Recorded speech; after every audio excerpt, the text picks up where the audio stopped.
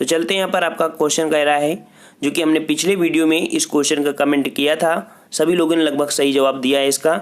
कह रहा है देश में प्रथम कृषि विश्वविद्यालय की स्थापना किस वर्ष हुई थी।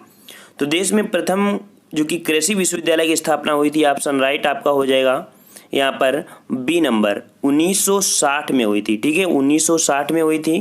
तो ये कहाँ हुई थी, किस नाम से हुई थी? तो ये हुई थी गोविंद बल्लभ पंत कृषि एवं प्रौद्योगिकी विश्वविद्यालय, जो कि पंतनगर कहाँ पड़ता है? उधमपुर जिला कहाँ पड़ता है? आपके उत्तराखंड में पड़ता है। ठीक है, तो ये भारत का प्रथम कृषि विश्वविद्यालय है और इसका उद्घाटन पंडित जवाहरलाल नेहरू द्वारा 17 नवंबर 1960 को उत्तर प्रदेश कृषि विश्वविद्यालय के नाम से किया गया था। वर्ष 1972 में इसका नामकरण उत्तर प्रदेश के प्रथम मुख्यमंत्री जो कि गोविंद बल्लभ पंत के नाम से किया गया था और इस विश्वविद्यालय को भारत में हरित क्रांति का अग्रदूत भी माना जाता है। ठीक है, हमने उत्तराखंड इसलिए बोला है क्योंकि वर्तमान में ये उत्तराखंड है, वैसे आपका क्या हुआ था? आपका यूपी में हुआ था। ठीक है, समझ गए ना। और इस विश्वविद्यालय को भारत में हरित क्रांति का अग्रदूत भी माना जाता है, ये भी पॉइंट आपको याद रखना है। ठीक है ना। चलिए नेक्स्ट क्वेश्चन की ओर चलते हैं, और अगर आपको वीडियो अच्छा लग रहा है तो वीडियो को लाइक भी करिए। नेक्स्ट कह रहा है कोई डेयरी किसान किस तरह से अपने पशुओं का चारा उपभोग कम करके अपने दुग्ध उत्पादन को बढ़ा सकता है। मतलब कि पशुओं को चारा कम कर दे, किस प्रकार से कि उनका आपका दूध बढ़ जाए। ठीक है, दूध उनका बढ़ जाए तो क्या कर सकते हैं? वो क्या करें?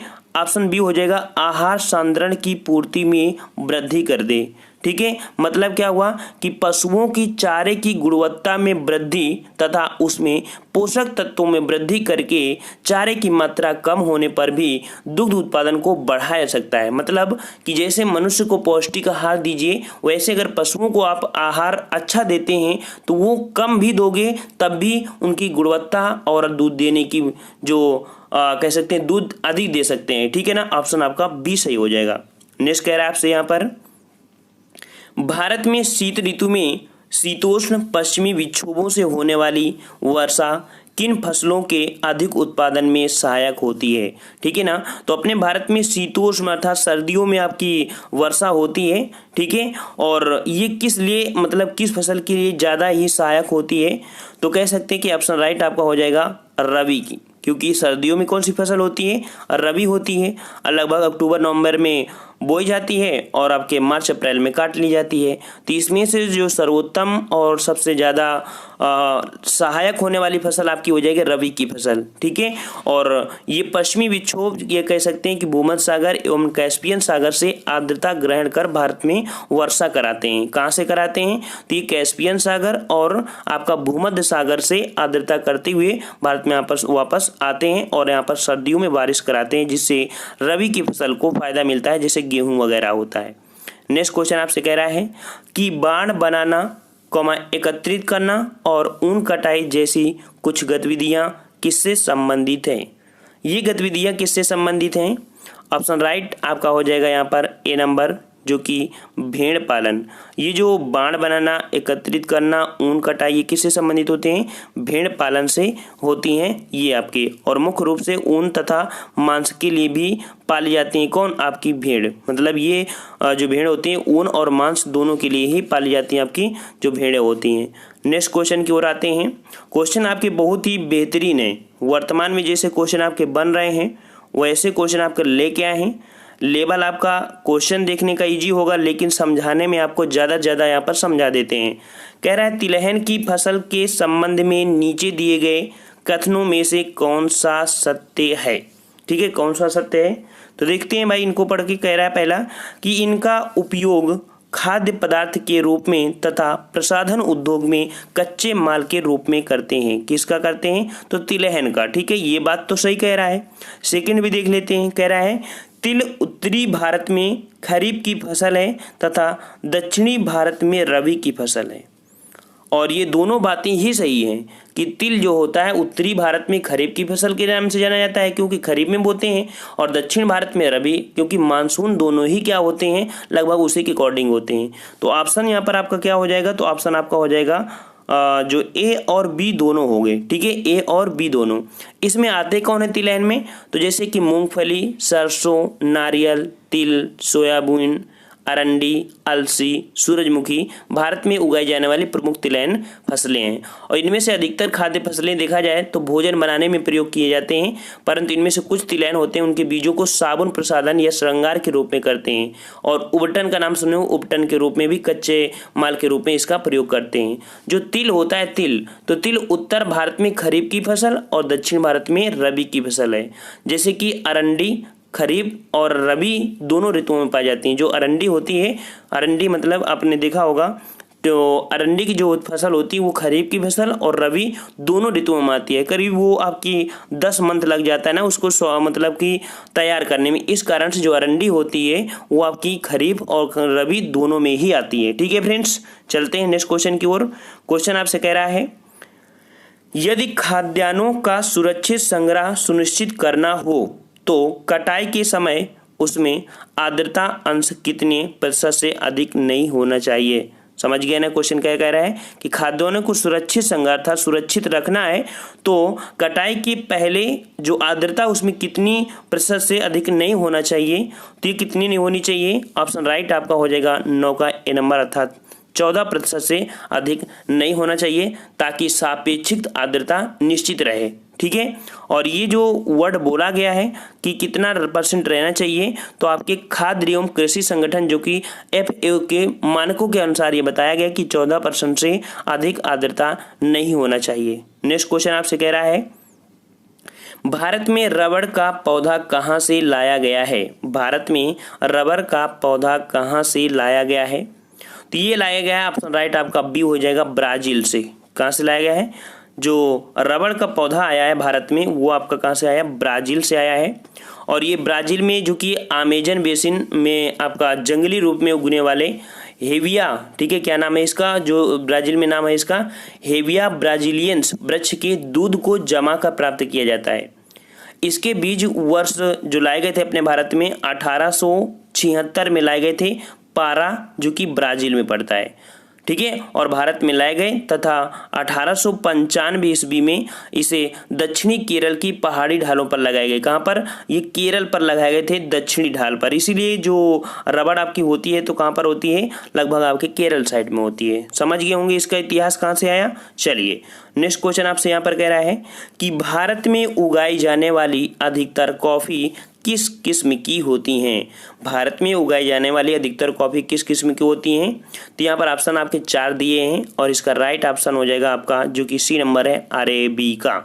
अरेबिका भारत में कहवा या कह सकते हैं कॉफी की 2 प्रजातियां होती हैं। ठीक है, एक होती है अरेबिका और एक होती है रोबस्टा। ठीक है, एक होती है आपकी रोबस्टा।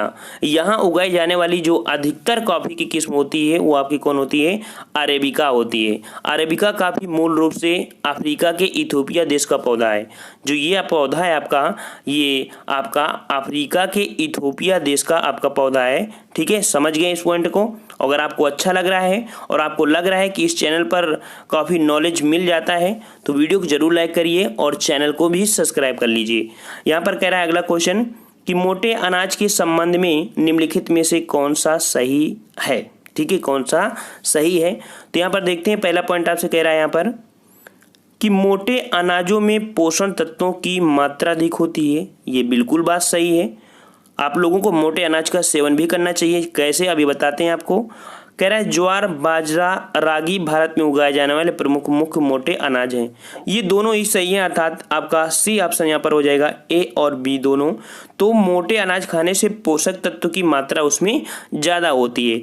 जैसे कि गाँव के लोग होते हैं वो थोड़े हेल्दी होते हैं। क्यों? क्योंकि वो जो रोटी खाते हैं ना तो वो थोड़ी सी मोटी वाली रोटी, उसमें कना वगैरह मिला लेते हैं। ठीक है, ताकि उसमें से ज़्यादा से ज़्यादा उनको पौष्टिक आहार मिल पाए। ठीक है फ्रेंड्स, नेक्स्ट क्वेश्चन की ओर आते हैं। क्वेश्चन आपसे कह रहा है यहाँ पर कि निम्नलिखित में से कौन सी खरीफ की प्रमुख फसल नहीं है? खरीफ की फसल प्रमुख कौन सी नहीं है? यहाँ पर ऑप्शन आपका देख लीजिए कौन सा नहीं हो जाएगा। तो बी नंबर आपका जो गेहूं है, गेहूं आपकी खरीफ की फसल नहीं है, ये आपकी फसल रबी की है। खरीफ की फसलों के अंतर्गत क्या आती है उसको भी देख लीजिए। जैसे आपने चावल हो गया, ठीक है, गन्ना हो गया, कपास हो गया, ज्वार, बाजरा, मक्का, ये सभी खरीफ की फसल होती हैं। लेकिन रबी की फसल के अंतर्गत जैसे कि गेहूं, चना, जौ, सरसों, अलसी, ये आदि फसलें आपकी रबी की फसल आती हैं। ठीक है, अगर यहाँ पर खरीफ की बात करें तो खरीफ से एक पॉइंट होता है कि खरीफ फसलों के लिए एक उष्ण कटिबंधीय जरूरत होती है। मतलब जो उष्ण कटिबंधीय एरिया होता है उसे खरीफ की फसलों के अंतर्गत लाते हैं, वो मौसम उसके लिए ज़्यादा उत्तम होता है। और रबी फसलों के लिए शीतोष्ण कटिबंधीय जलवायु लाभकारी होती है। ठीक है फ्रेंड्स, नेक्स्ट क्वेश्चन की ओर आते हैं। क्वेश्चन आपसे कह रहा है कि राष्ट्रीय केला अनुसंधान केंद्र कहाँ स्थित है। राष्ट्रीय केला अनुसंधान केंद्र कहाँ पर स्थित है, ये कहाँ पर स्थित है भाई? तो ऑप्शन राइट आपका हो जाएगा, जो कि ए नंबर आपका है कौन, तिरुचिरापल्ली में। तिरुचिरापल्ली में है। कहाँ पड़ता है ये तिरुचिरापल्ली? तो आपके तमिलनाडु में है। ठीक है, जहाँ पर राष्ट्रीय केला अनुसंधान केंद्र आपका है।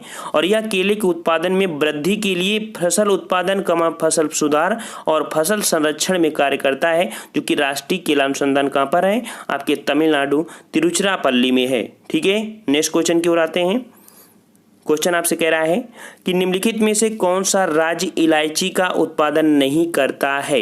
इलायची का उत्पादन नहीं करता है, तो कौन नहीं करता है? ऑप्शन आपका यहाँ पर सही हो जाएगा डी नंबर, ओडिशा। ओडिशा आपका इलायची का उत्पादन नहीं करता है। तो कौन कौन करते हैं? ये छोटी इलायची। ठीक है, छोटी इलायची कौन करता है, बड़ी इलायची उसको भी बताते हैं। तो यहाँ पर आपको बस इलायची की बात किया है, तो हम आपको बता रहे हैं छोटी इलायची के मुख्य उत्पादक जो राज्य हैं छोटी इलायची के, वो आपके हैं केरल, कर्नाटक तथा तमिलनाडु। केरल, कर्नाटक, तमिलनाडु, ये छोटी इलायची है। जबकि बड़ी इलायची के मुख्य रूप उत्पादन में है आपका सिक्किम व पश्चिम बंगाल। मतलब कि बड़ी इलायची कहाँ पर होती है? सिक्किम में होती है, फिर पश्चिम बंगाल है। ठीक है, और इसमें से आपका जो उड़ीसा है, यहाँ पर आपका इलायची का उत्पादन नहीं होता है। बिल्कुल ये पॉइंट याद रखना। नेक्स्ट कह रहा है क्वेश्चन आपसे, गेहूं की खेती के लिए निम्नलिखित में से क्या आवश्यक है। गेहूं की खेती के लिए क्या आवश्यक है? तो यहाँ पर देखिए भाई, आपका ऑप्शन दिया है कि सामान्य तापमान व भारी वर्षा। दूसरा कह रहा है आर्द्र तापमान व भारी वर्षा, आर्द्र तापमान व सामान्य वर्षा, सामान्य तापमान व सामान्य वर्षा। ये बिल्कुल आपका राइट आंसर है कि सामान्य तापमान होना चाहिए, सामान्य वर्षा होती है। ठीक है, लगभग कितना होना चाहिए? तो सामान्य जो वर्षा होती है, वर्षा वो लगभग 10 मतलब कह सकते हैं कि 10 सेंटीमीटर से आपकी 15 सेंटीमीटर तक वर्षा के मध्य हो जाए तो भी हो जाएगा। तापमान लगभग इतनी हो जाए। ठीक है, और यहीं पर जो टेम्परेचर लगभग आपका है, ठीक है, 10 से 15 टेम्परेचर हो जाए और 20 से 25 mm आपकी जो बारिश होती है, ज़्यादा इसकी ज़रूरत नहीं होती है। और गेहूं के उगते समय देखा जाए तो ठंडी तथा आर्द्र जलवायु की आवश्यकता होती है। जब गेहूं उगता है उस समय ठंडी तथा आर्द्र जलवायु की आवश्यकता होती है। और जब ये पकता है तब इसको टेम्परेचर कितना होना चाहिए? 20 से 25 डिग्री सेंटीग्रेड लगभग इसको तापमान की आवश्यकता होती है। ठीक है, नेक्स्ट क्वेश्चन की ओर आते हैं। क्वेश्चन आपसे कह रहा है कि अदरक का तना जो मिट्टी में उगता है, अदरक का तना जो मिट्टी में उगता है और खाद्य का संग्रहण करता है, वह कहलाता है। ठीक है, अदरक का तना जो मिट्टी में उगता है और खाद्य का संग्रह है वह कहलाता है। तो अदरक का खाने वाला जो भाग होता है उसे हम लोग बोलते हैं क्या?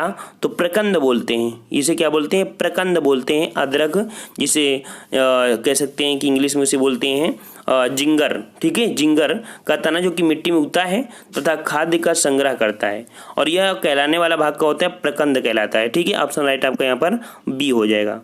नेक्स्ट क्वेश्चन आपसे कह रहा है यहाँ पर कि खरीफ की फसल बोई जाती है। खरीफ की फसल बोई जाती है, ये कब बोई जाती है? ऑप्शन राइट यहाँ पर देख लीजिए, बोई जाती है किसके अकॉर्डिंग होती है? तो ऑप्शन राइट 18 का यहाँ पर जवाब हो जाएगा ए नंबर, दक्षिण पश्चिम मानसून के प्रारंभ होने पर। अब ये थोड़ा और लगेगा, अगर आपने पढ़ा है तो अब आपको मानसून भी बताना पड़ेगा क्योंकि ऐसा क्वेश्चन आ गया है। तो ये जैसे आपका भारत है तो दक्षिण पश्चिम, मतलब ये आपका पश्चिम है, ये आपका दक्षिण है। ठीक है, यहाँ पर आपका दक्षिण है, तो यहाँ पर आपका दक्षिण, तो ये वाला एरिया होता है दक्षिण पश्चिम, मतलब जो केरल के मालाबार से उठता है तट से जो मानसून, ये आपका ऐसे जाता है फिर भारत में आपकी वर्षा करता है। तो यही होता है जो कि खरीफ की फसल के लिए आपका जरूरी होता है, ठीक है। और खरीफ की फसल आपकी होती कब है, तो आपकी लगभग जून जुलाई में बो दी जाती है, ठीक है, या जुलाई अगस्त बोल दीजिए, और अक्टूबर नवंबर में काट ली जाती है। समझ गए होंगे इसके बारे में, तो वीडियो को लाइक भी कर दीजिए, काफ़ी अच्छे से आपको समझा भी रहे हैं, समय भी लग रहा है। यहाँ पर नेक्स्ट कह रहा है वर्ष भर बोई जाने वाली फसल कौन सी है। बहुत ही अच्छा क्वेश्चन आपका है कि वर्ष भर बोई जाने वाली फसल है, जो कि ऑप्शन राइट आपका यहाँ पर हो जाएगा 19 का डी नंबर, मक्का, ठीक है। मक्का एक प्रमुख नकदी फसल है, ये भी याद रखना कि मक्का कैसी है, नकदी फसल है जो वर्ष भर बोई जाती है। यहाँ पर गेहूं की बात करें कि गेहूं आपका शीतोष्ण जलवायु की फसल है, तथा जो उड़द है, उड़द ये शुष्क जलवायु की फसल है। लेकिन जो मक्का है ये वर्ष भर बोया जा सकता है, ठीक है ना फ्रेंड्स। और आपका 20 नंबर क्वेश्चन आपसे कह रहा है कि वर्षा ऋतु के मौसम के बाद उगाई जाने वाली फसलें क्या कहलाती हैं। वर्षा ऋतु के मौसम के बाद उगाई जाने वाली फसलें क्या कहलाती हैं। काफ़ी दिक्कत आ गई इस क्वेश्चन पर कि ये खरीफ कह रहा है या रबी कह रहा है, ठीक है, क्योंकि कह रहा है वर्षा ऋतु के बाद, ठीक है। तो बाद में यहाँ पर ऑप्शन क्या हो जाएगा, क्योंकि बाद बारिश अपने यहाँ पर कितनी होती है, लगभग आपकी जून जुलाई से स्टार्ट होती है और आपकी सितंबर अक्टूबर तक चलती है, तो इसमें तो नहीं होगा। और अक्टूबर नवंबर में आपकी जो उगाई जाती है वो आपकी रबी की फसल होती है। ऑप्शन राइट आपका बी हो जाएगा यहाँ पर, ठीक है फ्रेंड्स। और इसके बाद लास्ट क्वेश्चन जो कि आपको कमेंट करके बताना है, और ये हमारे वीडियो का अंतिम क्वेश्चन है।